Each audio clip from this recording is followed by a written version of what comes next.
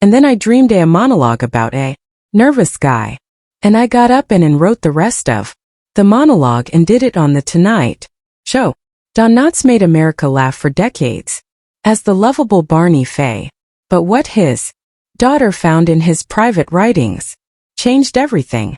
Behind the famous smile was a childhood so violent it would haunt him forever. His own father held knives to his throat when he was just a toddler. He was secretly addicted to prescription drugs and couldn't get out of bed before major performances. His marriages crumbled under the weight of his hidden depression.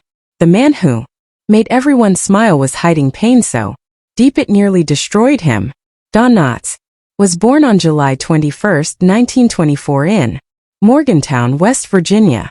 He was the youngest of 4 sons and arrived 14 years after his next oldest brother.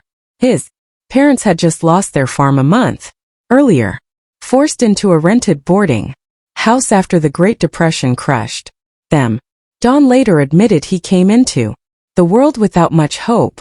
His family was already worn down financially, broken and emotionally drained. From the beginning, his arrival felt more like a burden than a blessing. Don's father, William Knotts, suffered from schizophrenia, heavy drinking, and a condition they used to call hysterical blindness. When Don was still a toddler, his father would fall into violent rages. He would shout threats, pin Don to the wall, and wave knives at him. Sometimes he even pressed blades to Don's throat. These moments started when Don was just 2 or 3 years old. His father was hospitalized more than once before being placed in an institution. He died when Don was 13. The terror from those early years never fully left him. As an adult, Don struggled with anxiety and deep depression, always chasing safety he never knew as a child. The house was small and unsafe. Don slept in the kitchen, and the path to the rest of the home passed right by the living room, where his father often lay on the couch. Late-night trips felt like a life or death game. If his father stirred, Don could be met with a knife or shouted threats. He lived in constant fear.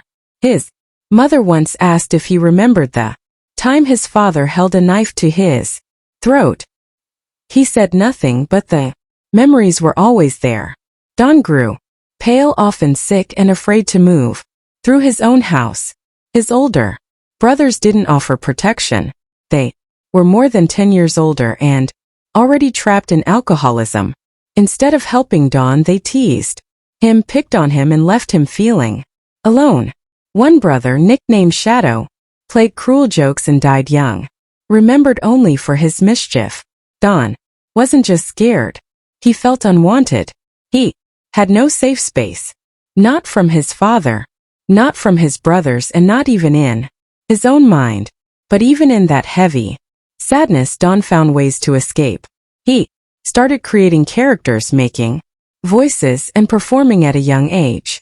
He built a dummy named Danny and used it to entertain anyone who would listen.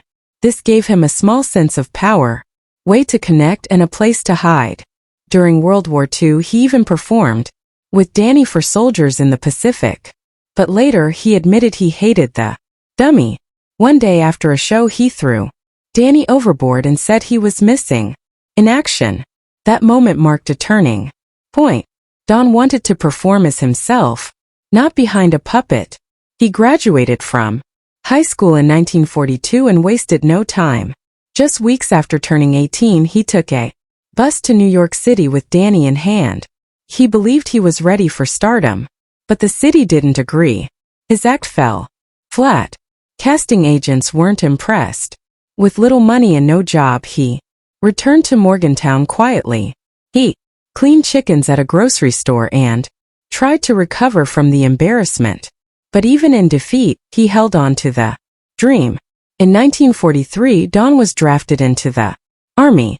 He was 1 pound under the weight limit, but he signed a waiver and went anyway. He joined the Special Services branch, where he performed for soldiers in a variety show called Stars and Gripes. He began with Danny but soon realized ventriloquism wasn't his future. After encouragement from fellow performers, he gave it up completely and focused on comedy. He refined his nervous, twitchy character that would one day become his trademark. By the time he left the army in 1946, he had earned several medals and found a voice that felt truly his. Back home, he enrolled at West Virginia University and threw himself into acting. The school didn't offer a drama major, so he studied English while performing in every play he could. He graduated in 1948. Around this time, he fell in love with Catherine Metz, the daughter of a Baptist minister. They married in 1947 in a small church in Wheeling. The time Don wasn't famous. The wedding barely made local news, but the marriage gave him strength. Catherine supported his wild dreams even when they had nothing. In 1949, Don borrowed $100 and took another chance on New York. This time, he had experienced military friends and a wife who believed in him. Still, wasn't easy. Rejection came often, but he landed a small radio role as Windy Wales on the Bobby Benson Show, playing a crackling old cowboy. The show ran for 6 years. From there, he picked up gigs in small clubs and soap operas. From 1953 to 1955, he played a deeply troubled young man on the soap opera Search for Tomorrow. The character was so damaged he wouldn't speak to anyone except his sister. Was Don's only dramatic role, and strangely he was brilliant at it. Week after week he delivered live performances on a show that aired when most TV wasn't even recorded yet. The pay wasn't huge, but it was steady. For a young actor in the early 1950s, that meant everything. That show gave Don not just money but also gave security, and it gave him the space to dream about doing something very different.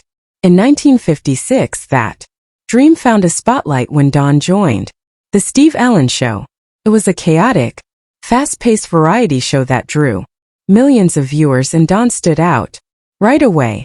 He didn't shout or sing or tell loud jokes. He played someone scared, terrified actually. He became the trembling guy in interviews, the surgeon with shaking hands, the poor soul tasked with putting pins back in hand grenades. Audiences couldn't look away. His eyes widened, his voice cracked, and suddenly nervousness was funny, really funny. That character, the nervous man, stuck with him for life. Became who he was to the public. Every time he stammered and panicked on screen, people laughed harder. It was more than just a hit. It became his signature. What fans didn't know was that the fear wasn't just an act. Don really was nervous. Off-screen, his anxiety was so intense that before big performances he sometimes couldn't get out of bed. The fear would hit him like a wall.